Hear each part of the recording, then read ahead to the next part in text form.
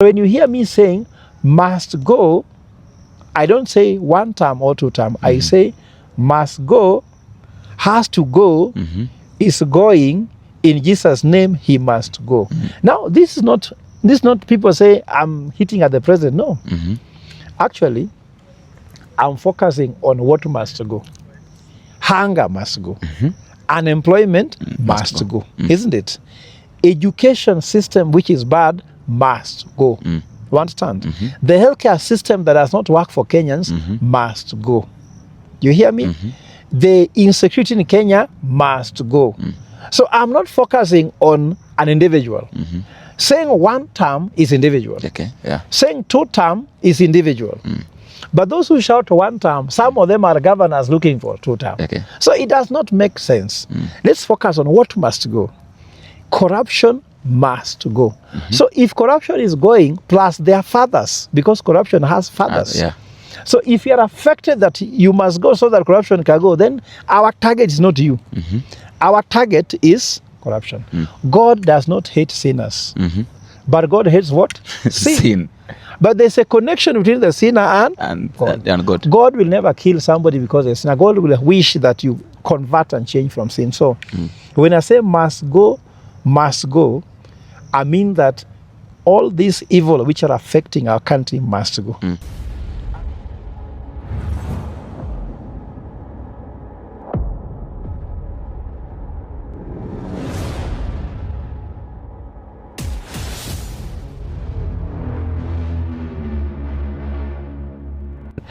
Welcome back, ladies and gentlemen, and thank you very much, guys, for your great support. My name is Boniface Owino, and as usual, this is Bonita Media, and I'm going to be your host for today. Now, it's a very good afternoon that I'm very glad to host Professor Fred Ogola, one of the presidential candidates we have in this country, a very promising man that I know.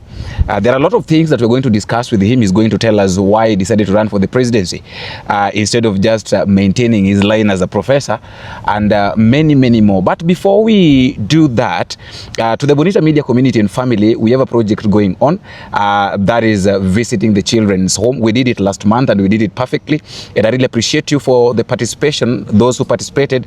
Thank you guys. God bless you. Asanteni sana. And this time round, we are going to buy paints for the children to make sure that the environment where they're living is safe and is also conducive for them. So that is what we're going to do, just to the number of the screen, and I know that all is going to be well. Now let's get back to our discussion, and Prof. Yes. Good afternoon. Good afternoon, my brother. How are you? Fine, thank you. It's been long. Yes. Almost a year. Yeah, before we saw Bonita, yes. Before we saw Bonita. Yes. Now, before I ask you, you've read about Kenyatta. You were there during the time of Moi, time of Kibaki, time of Uhuru, now time of William Ruto. You've studied all these presidents, the 5 presidents, right?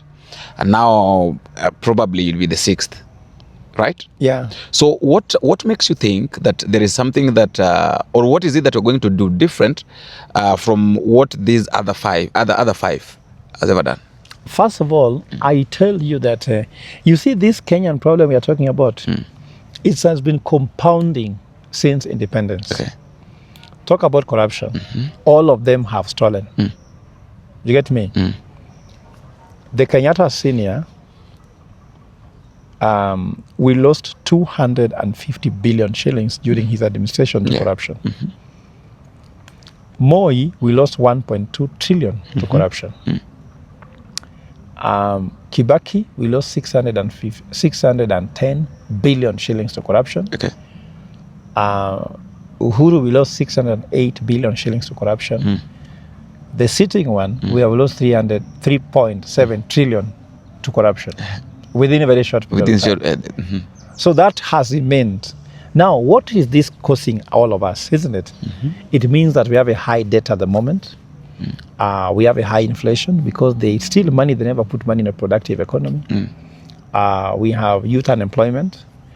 We have the purchasing power of the shilling has gone down, because how can the shilling be strong when you borrow money in dollars, you pay in shillings, and you know, if you didn't swallow bread, then I tell you to cough the bread. How will you vomit the bread which you didn't swallow? So you go borrow money in dollars, you bring them in Kenya, you bring them to economy, then you raise Kenya shillings to pay the dollars, and the shilling never swallowed the dollar. So this is why we're having all this problem. So what am I going to be different at? Yeah. I know the Kenyan problem, which is what? Economic. Then the Kenyan problem, which is economic, I have the silver bullet. There's just one bullet. I will do nothing else but this one. I will create jobs. In fact, I'll create 100,000 jobs in all the 47 counties. And we have an economic prototype and formula for that through agricultural production and value addition, and now digital assets, which is technology. That's why we are launching the Kenya token here at Catholic. 7 million jobs nationally. So how are we solving that problem? When you create 4.7 million jobs in a country, immediately you have cured the youth unemployment. Because the youth who went to the street on the 25th of June, they were just roughly 900,000. Yeah. Well, how many people come if you've created 4.7 million jobs? Many of them. No one will come, isn't it? So you've solved the youth unemployment. The second thing you'll have solved is, as they are going to pay taxes, those people who we create jobs for, many people will contribute to the tax burden. Therefore, you can lower taxes and lower the cost of living. And as you do that also, they are going to contribute money to the revenue generation, because we are collecting now 2.2 trillion shillings in the in 7 trillion, and then you lower the debt. So you have lowered the debt, isn't it? So again, because you are producing and exporting and selling, we will also have what? More supply than demand, so inflation will go down. And as you continue exporting products outside the country, the Kenya shilling will under high demand, because people want to buy the Kenya shilling to buy the Kenyan products. And in the end, what happens? The power of the shilling will go, will strengthen. And the exchange rate to the dollar will go down. Do you know how that helps you? Debt stock will go down, because now instead of paying for $1, 129, you can be paid for $1, 80 bob. At the same time, fuel prices will go down. Why fuel prices are high? We buy fuel in dollars. You understand? So if you are buying fuel in dollars, your shilling will be stronger. So the FX cost, or if the foreign exchange cost into the fuel, will go down. Okay. Are you getting my point? I get it. So inflation down, debt down. Many people in the economy, the money to buy stuff, risk in the economy will go down. Pricing risk, because I'm a banker, when the risks are low, interest rates go low. So people can access money to buy. And then I stop what is called borrowing, domestic borrowing. I'll stop, because currently all Kenyans who deposit money in the bank reach 8.5 trillion deposit from Kenyans, isn't it? 8.5 trillion. Like now you, hata kama uko na 10,000 huko, together all of us, we have given the bank 8.5 trillion.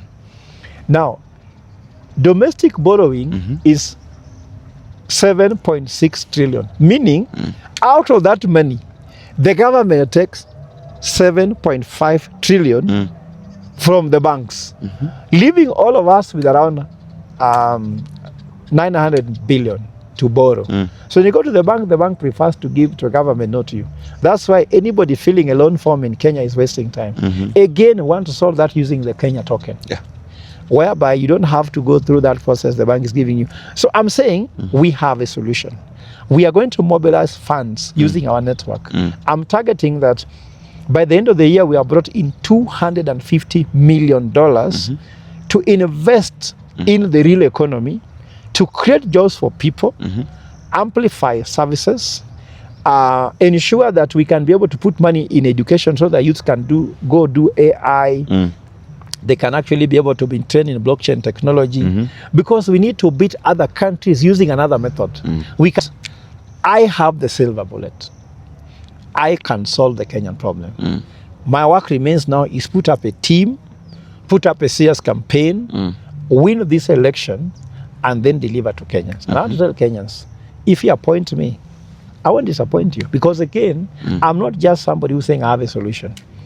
Because I'm sure somebody is saying, but everybody has promised I'll deliver a job. They have done it before. But the point I'm trying to draw here is that I am a Catholic, I'm a Jesuit educated, I am Mill Hill formed. I'm Opus Dei modeled. At the same time, I have gone through spirituality, St. Francis spirituality. When you add all this together with my track record in Strathmore, I was academic director there for 15 years, in charge of 200 and something professors there. I have a track record. And having grown up from Kibra, a child who moved from Kibra to Lavington can actually deliver, because we know the journey of every Kenyan who dreams to live in places like Lavington, Ikaleshwa, from struggles, just from dust and mud, walking on shit, using flying toilets. That child understands the Kenyan problem more than anybody can think about it. Okay, now, there is this thing here that I want us to finish up with. There is this term that is hovering around. There are two. There is a one-term, two-term slogan. That is not, I think, personally, I don't think that is the way to go. Because if we measure into one term, two term, there is nothing that we're going to achieve. So you as a presidential candidate, you are neither on the one term or the two term. I'm sure of that. Your focus is to change Kenya. Yeah. So what is it? How should Kenya perceive, or how should Kenya look at this issue? Because these people that are coming. So what is it that you as a presidential candidate can tell Kenyans, or can say that, okay, this is what we're supposed to do instead of focusing on one term or two term? Because I remember you mentioned that these people go to these meetings, they go back home hungry. Some of them are tired. Some of them are injured. Yeah. So what is the solution to all this? The issue is that we have a Kenyan dream. The Kenyan dream is that when you give birth to a child, like you see, I come from a typical Luo family, where my father gave us all names. Somebody was called an engineer when we were still very young. Somebody was called a professor when we were young, and some of them became. My brother was called a priest. He's a priest now. So you dream for your child to have a career. Yeah. And I think that instead of using the youth in these rallies, they should put this youth into job. Okay. Because I can tell you, these politicians you are talking about, that's how I'm running for office. These politicians want us to remain in a certain stage of life. You know, in the life cycle of a butterfly begins with a larva, the egg, then a pupa, then a caterpillar, then a butterfly. All your typical politicians want you to remain as a larva. Not even a pupa. A pupa is better. Do you know why? A larva consumes but do not produce. But pupa does not produce but does not consume. So it's better. It's better. So you are seeing these children sitting on the couch, taking sodas and eating cornflakes and the rest. They are not having a job. The unemployment rate is so high. So instead of politicians coming with a solution to the unemployment, they are taking advantage of that unemployment by deploying them in goons, isn't it? Paying them in rallies, mobilizing them. So for me, what I want to do, even before election, is to get these guys to work. I want to invest in them to get jobs. And once you invest in them to get a job, that's the way to go. Yeah. So when you hear me saying must go, I don't say one term or two term. I say must go, has to go, is going, in Jesus' name he must go. Now this is not people say on what must go. Hunger must go. Unemployment must go. Isn't it? Education system which is bad must go. You understand? The healthcare system that does not work for Kenyans must go. You hear me? The insecurity in Kenya must go. So I'm not focusing on an individual. Saying one term is individual. Okay. Yeah. Saying two term is individual. But those who shout one term, some of them are governors looking for two term. Okay. So it does not make sense. Let's focus on what must go. Corruption must go. So if corruption is going, plus their fathers, because corruption has fathers. So if you are affected that you must go so that corruption can go, then our target is not you. Our target is corruption. God does not hate sinners. But God hates what? Sin. But there's a connection between the sinner and God. God will never kill somebody because they're a sinner. God will wish that you convert and change from sin. So when I say must go, I mean that all these evil which are affecting our country must go. And everybody has them. And that's my focus. My focus is not on anybody. Remember, my spiritual director is a Catholic bishop. I don't want to say in public. Maybe when time comes, during the presidential debate, you can ask me, I'll say his name. Okay. Because, you know, you don't reveal your spiritual guide too early. Yeah. He told me, Fred, never go on TV and said that somebody's bad. Focus on they are either incompetent or they are corrupt. Because corruption can be proven. And incompetence can also be proven. But being bad, the Almighty God knows. Because and even if you hate another person, that person has got a community that loves him. Let's focus on the Kenyan solution. And that's why you see me, I know that I won't climb on top of a vehicle and insult anybody.